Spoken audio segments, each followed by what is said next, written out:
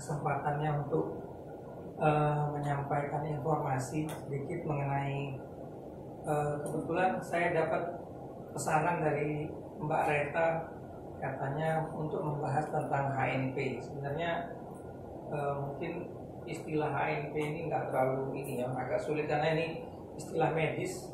Jadi herniasi nucleus pulposus sebenarnya kalau keluhannya yang paling sering dialami orang kebanyakan adalah sakit pinggang, kecetik. Ini adalah salah satu penyebabnya. Tapi umumnya gejalanya adalah sakit pinggang. Orang misalnya barusan bangkit dari duduk atau baru mengangkat beban, kemudian tiba-tiba beberapa saat kemudian kok rasanya nggak enak, ya salah satu penyebabnya adalah HNP.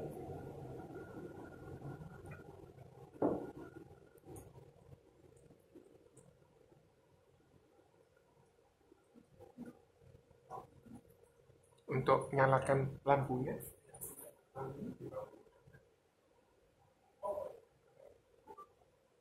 Jadi ya ini mungkin medis banget kali ya.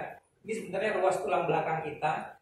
Jadi HNP itu adalah ada di antara dua ruas tulang belakang itu ada bantalan seperti gel. Gel inilah yang kemudian pecah dan menekan saraf sehingga timbul gejala nyeri pinggang. Jadi ini mungkin terlalu terlalu medis banget. Tapi penyebabnya yang paling sering adalah proses penuaan karena memang faktor usia.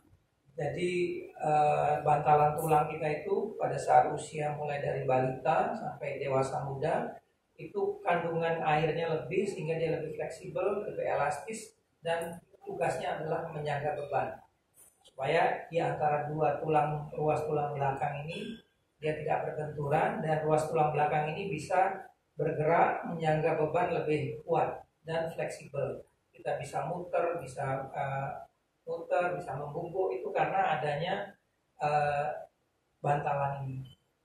Di samping itu dia juga sebagai peredam kejut, misalnya kita melompat atau apa, dia menjaga supaya dia tetap jarak antara dua ruas ini tetap terjaga. Nah, yang sering lagi penyebab dari pecahnya bantalan ini adalah karena kecelakaan dalam olahraga, kecelakaan dalam bekerja, maupun kegiatan sederhana. Kegiatan sederhana ini biasanya terjadi kalau usia mungkin di atas 50 ya. Jadi di mana bantalan tulang ini sudah tidak elastis lagi sehingga dia bisa pecah.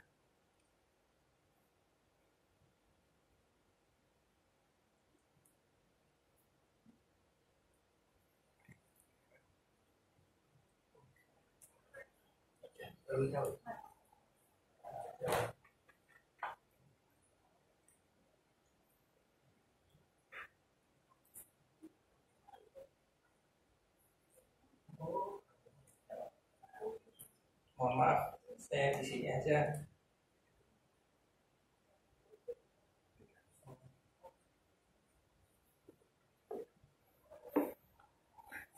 Dari leher, ini adalah ruas tulang leher. Jadi ini ada ruas tulang, di antara dua ruas itu ada bantalan tulangnya tadi yang saya sebutkan di gambar anatomi tadi. Ini adalah contoh yang gambar bantalan tulang yang pecah dan menonjol sehingga menekan saraf. Ini adalah saraf, ini di ruas tulang leher. Ini adalah otak kecil, ini ada kabel utama saraf sampai ke tulang ekor. Ini adalah salah satu contoh HNP. Jadi HNP itu adalah bantalan tulang yang pecah dan menekan saraf. Ini kalau di tulang punggung atau di torakal, tulang punggung, jadi mulai dari bawah leher sampai ke atasnya pinggang. Ini tulang punggung, ini juga salah satu contoh.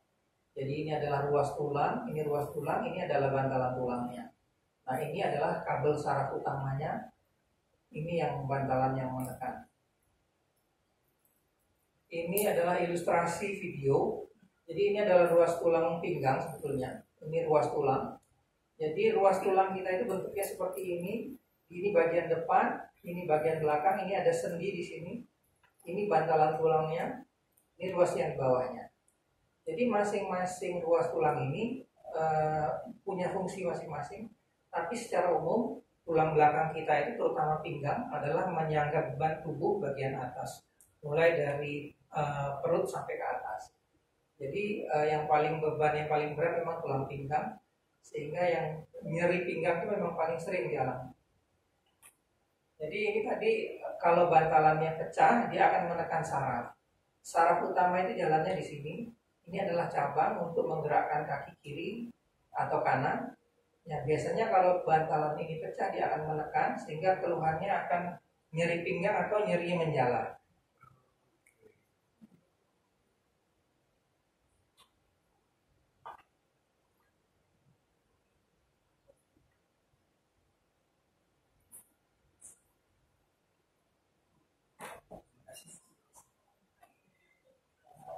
Jadi ini ruas tulang belakang kita mulai dari leher, tulang punggung, ini lumbarnya tulang pinggang yang paling sering mengalami cedera, dan tulang ekor.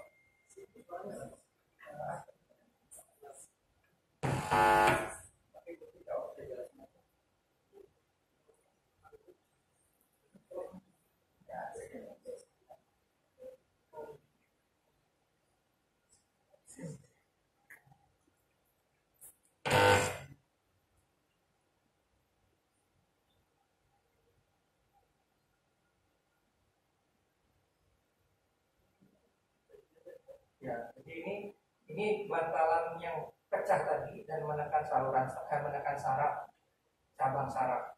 Jadi saraf kita kalau yang keluar dari tulang belakang itu dia akan bercabang kanan dan kiri.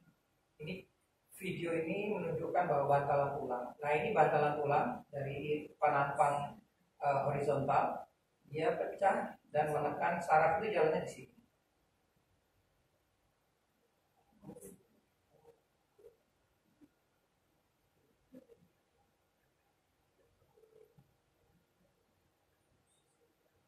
Jadi ini yang menekan saraf.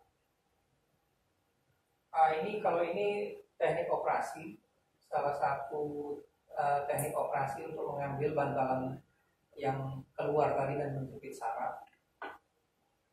Ini hanya gambaran animasi. Kalau gambaran operasi sesungguhnya mungkin agak mengerikan kali ya.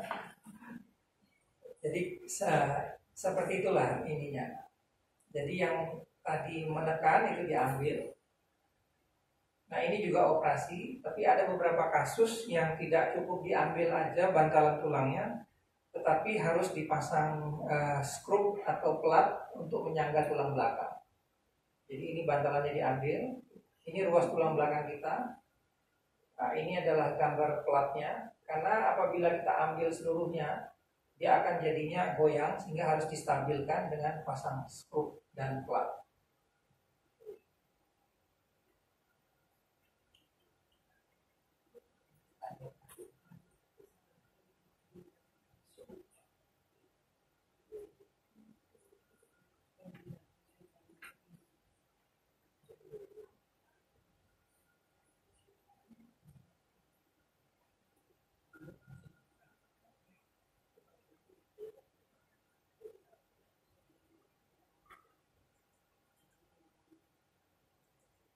Oke.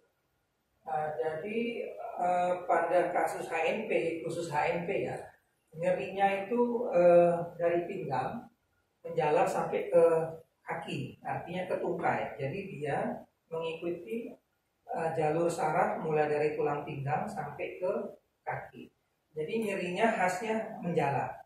Kalau hanya di pinggang saja, lokal di daerah pinggang, itu belum tentu sarafnya kejepit.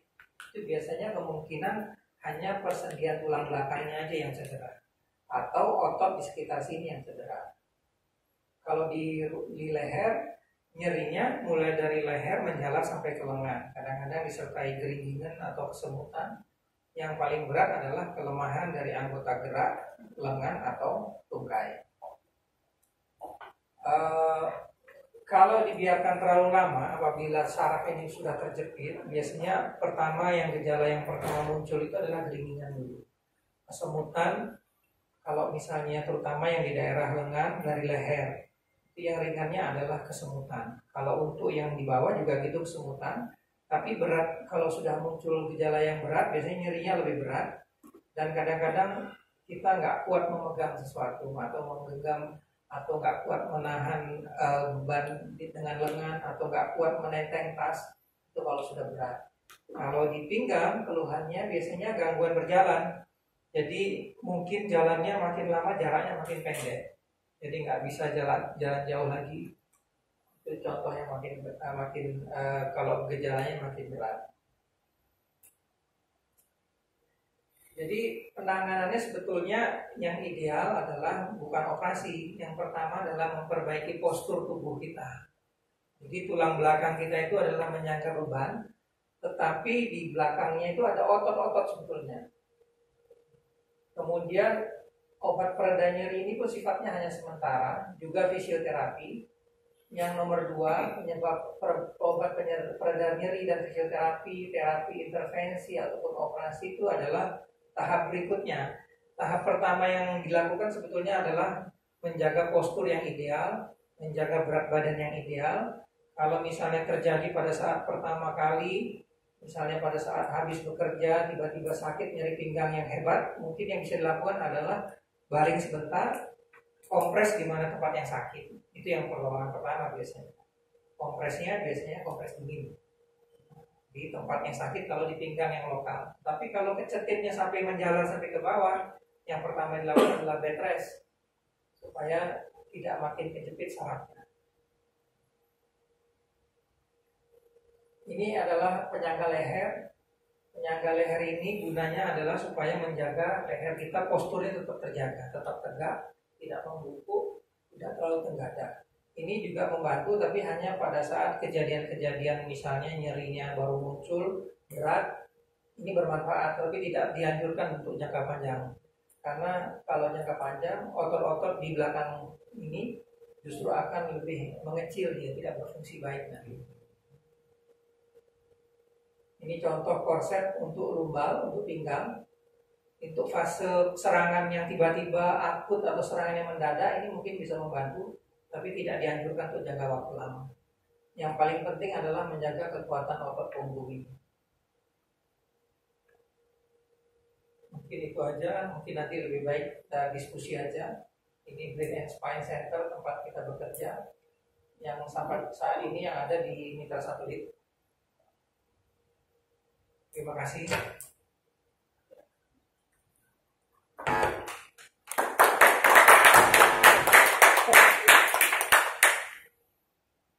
Ya, sesi tanya jawab kami buka ya. Mungkin ada yang bertanya untuk 2 penanya pertama. Tidak usah sungkan teman-teman, Bapak Ibu. Mungkin dari saya dulu, Dok. Ada yang berkembang dari opini di masyarakat yang mengatakan kalau bangun tidur atau tengah malam bangun itu harus tidak boleh langsung bangun, itu tunggu 3,5 menit. Apa benar itu? Katanya bisa tidak ada aliran otak, bisa stroke, bisa apa gitu. Ya benar, jalan pikirnya benar. Kalau bisa stroke apa enggak ya relatif, tapi jalan berpikirnya benar. Jadi yang paling baik sebenarnya itu kita bangun tidur, miring dulu, kemudian kita benar-benar sadar, kaki turun dulu, baru pelan-pelan balik. Terutama kalau mohon maaf, terutama untuk orang yang bapak ibu yang usia sudah di atas 50, itu jangan melakukan gerakan mendadak dan tiba-tiba. Apalagi kalau baru bangun tidur, kalau sehubungan dengan stroke ya. Tapi kalau nggak ada masalah ya seperti biasa. Tapi memang jalan berpikirnya betul. Ya. Oke, ada yang lain? Tes. Selamat malam, Dok. Ya, silakan. Saya mungkin dulu pernah ketemu dokter dulu 3 tahun yang lalu ngantar adik saya kontrol stroke waktu di Mitra Keluarga. Masih muda sebenarnya, Dok, tapi kena stroke. Tapi bukan itu yang saya tanyakan. Tapi saya kan sering ketemu dokter. Saya punya sepupu saya ini, Dok. Dia tadinya kecetit, katanya dokter bilang kecetit. Tapi posisinya waktu itu ada di Samarinda, kata kecetit, gak ada masalah sebenarnya. Terus disarankan operasi. Setelah operasi kenapa dia tidak sembuh malah tambah parah dan sudah terjadi disfungsi ya. Apa tremor kakinya itu bergerak tidak beraturan loh, dan dia merasa kesakitan. Dia kalau dipegang keras baru diam kakinya. Itu dari hasil operasi itu dok. Dan dokter kan bilang memang sangat kejepit. Tapi setelah dioperasi malah dia tidak bisa jalan dan itu tadi tremor kakinya tanpa disadari bergerak keras itu. Kemudian kalau dipegang sama dia sendiri terus diam kakinya. Tapi ada beberapa menit lagi dia akan bergerak lagi. Itu dari operasi itu dok. Kenapa bisa terjadi seperti itu dok? Kalau tremor, sebetulnya tremor itu pusatnya lebih tinggi di otak, bukan di tulang belakang. Jadi mungkin perlu ditelusuri juga sebelum operasi kelainannya apa dulu. Jadi kalau tremor terutama kaki itu bisa memang dari tulang belakang, tapi pusatnya lebih tinggi di otak, ada saraf di otak. Jadi mungkin perlu diselidiki dulu kira-kira sebabnya apa. Mengenai operasinya apa, kelainannya apa, saya nggak bisa berkomentar juga ya, karena nggak tahu kasusnya. Tapi kalau secara umum ya seperti itu. Biasanya tremor itu memang dari otak biasanya, jarang dari tulang belakang. Bisa berpengaruh tuh? Kalau misalnya tremor itu biasanya pusatnya dari otak. Kalau misalnya saraf tepi itu kalau kaki ke bawah itu saraf tepi sebetulnya. Agak jarang menunjukkan keluhan tremor. Tremor biasanya kalau ada gangguan di otak. Tapi kalau misalnya, ya itu saya nggak bisa komentar lebih banyak ya karena nggak tahu kasusnya. Jadi mungkin ya perlu komunikasi lagi sama dokter yang operasi kira-kira sebabnya apa. Perlu sudah 4 tahun dok, jadi tidak ada perubahan sudah lama namanya. Ya, sudah ada perubahan, jadi begitu terus. Ya, jadi memang kalau padahal tidak ada masalah awalnya, hanya dokter ini karena sakit aja waktu dites semuanya katanya sangat kejepit, sarafnya kejepit, jadi harus dioperasi. Setelah dioperasi, makanya kami sebagai orang awam kami bilang waduh ini terjadi malpraktek. Kita bisa tapi mau bilang mau protes sama siapa? Ya mungkin bisa cari second opinion, kan bisa ditelusuri, maksudnya kasusnya bisa dipelajari. Ya, artinya kan tujuannya untuk mencari solusi. Tapi karena ya saya nggak paham kasusnya, jadi mungkin ya kalau mungkin di tempat ibu atau tempat saudaranya ada dokter lain, mungkin bisa diminta pendapat kan. Hanya dokter mengatakan bahwa ya udah itu tadinya memang sangat kecil sudah penanganannya udah benar katanya, tapi kenapa bisa sampai kena di kaki? Maaf, saya nggak bisa jawab. Ada lagi dok, saya bertanya kalau yang sklerosis itu bagaimana ya? Maksudnya sklerosis. Oh, skoliosis. Sklerosis Itu tulang belakangnya bengkok maksudnya. Ya, jadi itu kenapa? banyak faktor. Kalau bisa dia bawaan dari memang sejak dari kandungan, bisa juga pada usia dewasa karena terutama dewasa maksudnya menjelang manula, kemudian mengalami kecelakaan, terus bentuknya berbeda, berubah strukturnya jadi bengkok, atau karena proses penuaan bisa. Jadi skoliosis itu bisa terjadi seiring dengan penambahan usia. Jadi misalnya bantalan tulangnya sudah menipis, tulangnya itu bentuknya atau ukurannya dan kemudian lengkungannya itu berubah jadinya. Karena sebetulnya tulang belakang kita itu seperti satu rangkaian gitu. Kalau satu ada yang berubah, dia akan bengkok semuanya. Jadi penyebabnya itu. Jadi banyak faktor tergantung pada usia berapa ditemukan. Operasi dilakukan kalau ada syaratnya. ada ketentuannya, harus dipelajari dulu, berarti mesti ditanya dulu ada keluhan nggak pasiennya, terutama nyeri. Kalau pada anak-anak gangguan perkembangan biasanya. Kalau pada anak kecil dia terganggu pengembangan parunya karena tulang. Kalau anak biasanya sering terjadi di ruas punggung, torakal punggung, jadi sekitar perut ke atas. Kalau pada anak, nah biasanya operasi pada anak kalau pengembangan parunya terbatas sehingga mengganggu tumbuh kembang, jadi itu dioperasi. Kalau pada anak lebih sulit, memang lebih ekstrim soalnya, dan tindakannya juga nggak bisa sekali. Kalau pada orang dewasa itu mungkin harus dipertimbangkan faktor usia juga. Kalau sudah ada osteoporosis, mungkin operasi dihindari. Yang paling utama adalah membantu posturnya dengan latihan fisik, memperkuat otot punggung. Tapi kalau terpaksa harus operasi, ya operasinya seperti tadi, pasang skrup itu, tapi mungkin panjang segmennya, ya seperti itu. Tapi ada syaratnya. Dari kasus-kasus seperti itu nggak semuanya dioperasi, mungkin hanya 30% yang dioperasi.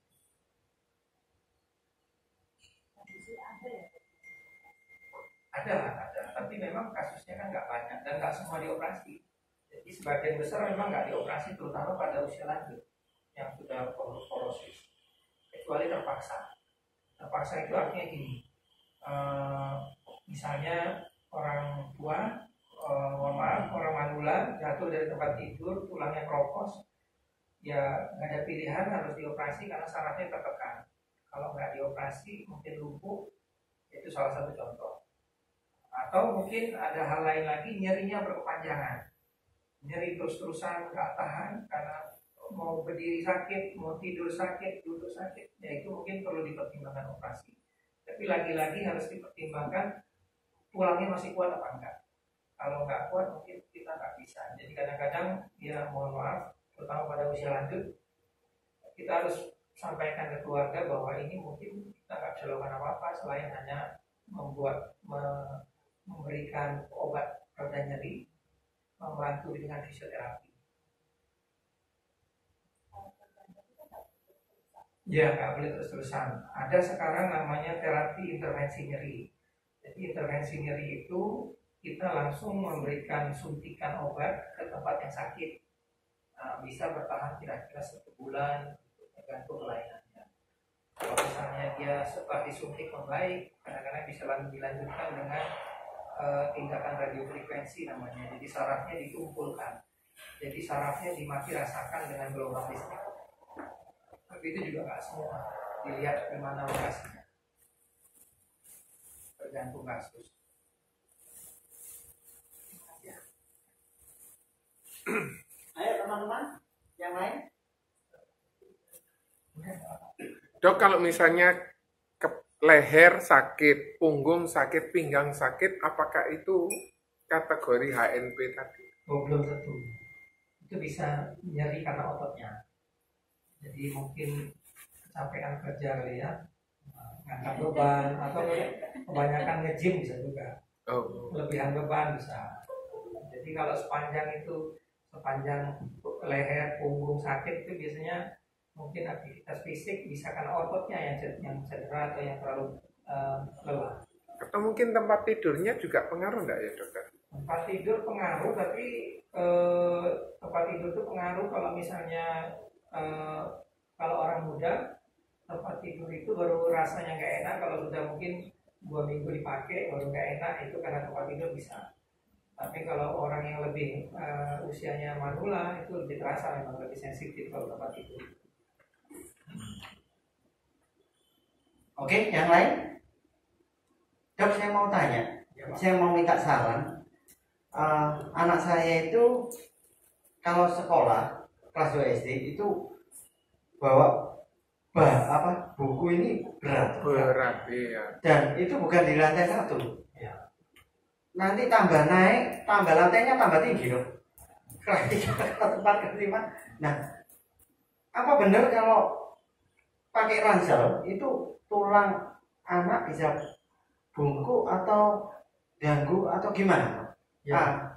Kalau pada anak mungkin nggak bungkuk, tapi mungkin bisa cedera tulang belakangnya. Jadi gini, itu mengenai backpack itu di luar negeri memang ada anjuran. Di negara mungkin seperti Kanada ada anjuran untuk membatasi beratnya backpack. Kalau untuk di Indonesia nggak ada datanya. Datanya ada data dari Asosiasi Rehab Medik. Rehab Medik itu fisioterapis. Jadi untuk tentara Amerika dia boleh mengangkut backpack nggak lebih dari sepertiga berat badannya, atau maksimal 44 kilo kalau orangnya 180 cm. 40 kilo. Kalau orang Asia atau anak-anak ya jangan lebih dari sepertiga berat badannya. Jadi kalau anak-anak dianjurkan pakai troli aja. Troli aja ya, nggak apa-apa ya, Iya. tarik. Tarik aja. Ya, kalau berat memang bisa cedera. Bisa cedera ya. Oh iya. Ya, ini pertanyaan saya terakhir dok ya. Yang bertanya kok kebanyakan MC-nya nih. Dok kalau boleh tahu operasi HNP kalau di Indonesia itu berapa? Karena kalau ada nasabah Prudential waktu kena operasi kejepit ini di Singapura karena HNP ini tadi itu habisnya 500 miliar. Kalau boleh tahu kalau di sini berapa? Kalau HNP, kalau seperti tadi yang mikrodisektomi itu saya nggak hafal ya, tapi nggak sampai segitu lah Pak. Nggak sampai segitu. Jadi kalau di mitra itu dengan tekniknya tadi itu mikrodisektomi, jadi diambil dengan sayatan kecil itu nggak sampai miliar-miliar enggak lah. Berapa ratus gitu Pak? Nggak sampai ya sampai. Kalau untuk tindakan operasinya aja nggak sampai ratusan, kecuali kalau pasang plat sama stroke tadi itu Habis ya. Kalau itu mungkin yang mahal sebetulnya plat sama stroke-nya, karena bukan buatan sendiri soalnya punya luar kan, dan Indonesia belum bisa bikin kan. Jadi ya itu, jadi mungkin kalau untuk sampai dengan pasang plat stroke saya nggak hafal ya, mungkin bisa tanya Pak Retno, tapi sekitar 100-an mungkin kali ya. Ratusan ya? Iya kali gitu. Kalau pandemi itu nggak sampai pasang 4, kisaran 40 kilometer. Tapi kalau udah pasang 4 memang di atas 100. Kalau pasang plat di atas 100 ya? Karena gini Pak, karena biasanya nasabah mungkin atau orang bukan hanya nasabah ya, orang kebanyakan kan biasa mulai merasa ada keluhan tuh setelah usia di atas 50-an. Nah pada saat itu HNP-nya itu mungkin memang sudah berat, bukan hanya di satu ruas tapi 2 ruas. Kadang-kadang operasinya nggak cukup dengan mengambil bantalannya aja, karena kalau kita ngambil bantalannya rangkaian dari struktur tulang belakang kita itu berubah, jadi nanti nggak stabil, makanya harus pasang plat. Nah pasang plat itu yang memang memakan biaya, struk sama platnya, instrumennya itu yang mahal. Dokter mengantisipasi HNP kasus ini bagaimana? Postur diperbaiki, Jangan kemudian bungkuk maksudnya gitu ya? duduk tidak terlalu lama. Misalnya bekerja di kantor harus duduk lama, mungkin tiap 2 jam harus berdiri, stretching, dan latihan ini kekuatan otot pinggang. Nah, olahraga apa?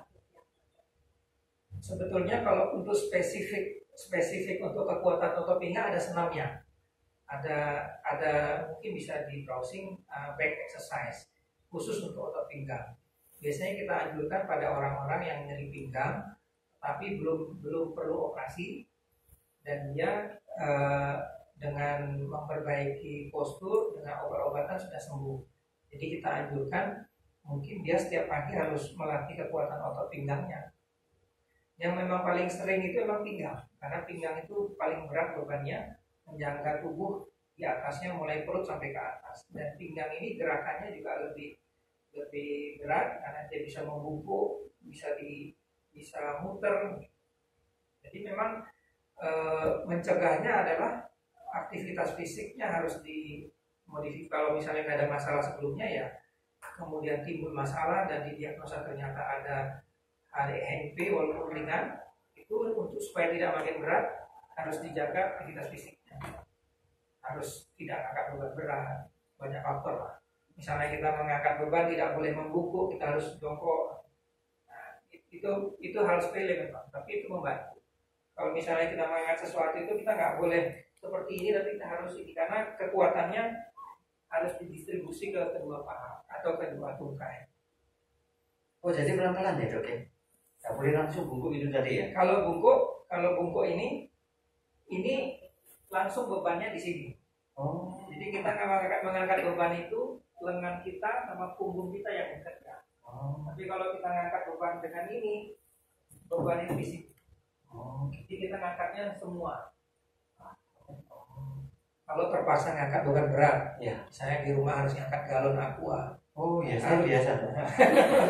Jangan bungkuk. Oh gitu ya dok ya? Tapi yang paling bagus jangan ngangkat. Jangan ngangkat ya dok ya? Saya cari pembantu dok. Dokter, tentang orang yang bekerja di pelabuhan kok tidak pernah mengalami yang seperti begitu, kenapa ya dokter? Ya mungkin memang fisik, ya kulit panggul itu memang fisiknya lebih ini ya, sudah terlatih mungkin. Berlatih dari kecil sehingga dia bisa. Bukan. Ya. Kalau saya perhatikan itu sebetulnya mereka sudah adaptasi kelihatannya. Dan kalau saya lihat beberapa kuli panggul itu memang cara ngangkatnya itu berbeda dengan orang kebanyakan. Nah, jadi misalnya dia mengangkat beban berat, dia tidak ngangkatnya di depan, dia ngangkatnya di belakang. Ya. Kalau kita ngangkat di depan, ini beban kita akan ke depan dan ini beban tulang belakangnya berat. Kalau dilihat adaptasi, jadinya kadang-kadang saya perhatikan mereka ngangkatnya di belakang atau dia panggul di belakang ini karena dia mendistribusikan bebannya ke belakang, bukan ke depan. Itu observasi saya. Saya nggak bisa jawab pastinya. Itu tadi kalau ngangkat galon harus gini dulu, terus ngangkat. Nah, kalau sampai di rumah peletakannya nggak boleh langsung bungkuk itu. Ya, harus tetap jujur dulu.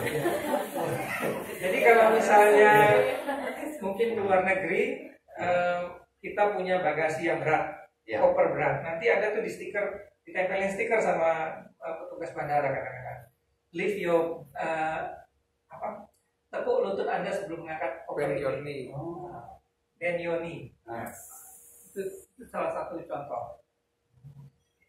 Jadi kalau misalnya beban koper kita berat, biasanya nanti ditempelin stiker bend your knee before carrying the luggage. Oke. Luar biasa ya. Makanya saya senang kalau belum puas Bu. Tidak diaktifkan. Kalau kayak gini ya, penerjun payung itu kadang sering terjadi cedera itu. Ya. Dan kaki. Ya, jadi penerjun payung karena ini dia walaupun pakai parasut, dia jatuh dengan kecepatan tinggi sebetulnya. Jadi kalau dia jatuhnya dengan kaki dulu, dia cederanya bisa cedera kaki sampai ke tulang pinggang. Itu bisa. Kalau pilot, terutama pilot pesawat tempur yang sering tuh HNP leher, karena tekanan yang tinggi, tekanan udara membuat bantalan itu mudah pecah. Kalau pilot pesawat tempur biasanya. Kalau penerjun payung ya, karena memang penerjun payung itu jatuh dengan kecepatan tinggi, jadi rawan cedera memang. Jadi memang kalau tentara memang dia harus latihan fisik untuk memperkuat otot-ototnya supaya tulangnya nggak mudah cedera. Jadi sebelum terjun payung memang harus latihan fisiknya lebih kuat dulu. Karena terjun payung itu kan nggak bisa dikendalikan kadang-kadang kecepatan mendaratnya. Tergantung dia ketinggian berapa lompatnya. Oke. Sudah? Lagi Bu? Sudah? Ya. Teman-teman yang lain? Sudah ya? Oh. Kalau bantalannya diambil tuh, nah itu dia bisa beraktivitas segala apa? Dia tetap harus menjalani beberapa hari untuk training. Jadi kalau bantalannya itu hanya satu ruas dan hanya sedikit yang menekan saraf, itu cukup bantalannya diambil seperti gambaran tadi. Tapi kalau misalnya prosesnya hanya mengambil bantalan yang keluar dan sedikit, itu biasanya pemulihannya cepat. Jadi kita misalnya masuk rumah sakit, dioperasi mungkin 2-3 hari pulang. Tetapi kalau sampai pasang plat sama skrup itu agak lama. Paling cepat keluar rumah sakit 1 minggu. Karena kadang-kadang pasca operasi pasiennya harus adaptasi dulu karena ada plat di belakang. Dia latihan duduk dulu, latihan berdiri. Karena rasanya ada sesuatu di belakang itu kadang-kadang gak enak. Tapi kalau misalnya hanya simple, 1 ruas dan kecil, bisa diambil seperti tadi, nggak perlu pasang plat, biasanya cepat pemulihan. Cuma jarang karena yang seperti itu. Biasanya datangnya sih udah berat-berat. Ya. Jadi, ya. Platnya itu biasanya sampai terbawa sampai ke berapa? Seumur hidup. Jadi nggak dikeluarkan. Di bandara bunyi ya, Oh, titanium. oh titanium, nggak bunyi ya. Logam mulia. Logam mulia ya? Titanium logam mulia. Makanya mahal. Ganti emas sekalian ya. Iya, kita nggak bisa buat soalnya. Titanium. Itu terasa itu kalau maksudnya di dalam kah atau di luar? Di dalam. Oh, maksudnya kalau dipegang gitu. Kalau dipegang nggak kerasa, tapi yang ngerasain yang kerasa itu ada sesuatu. Ganjel. Jadi memang harus adaptasi. Oke, beri aplaus ya yang luar biasa untuk Dokter ya. Ayo kami persilakan Bapak Nyoto untuk memberi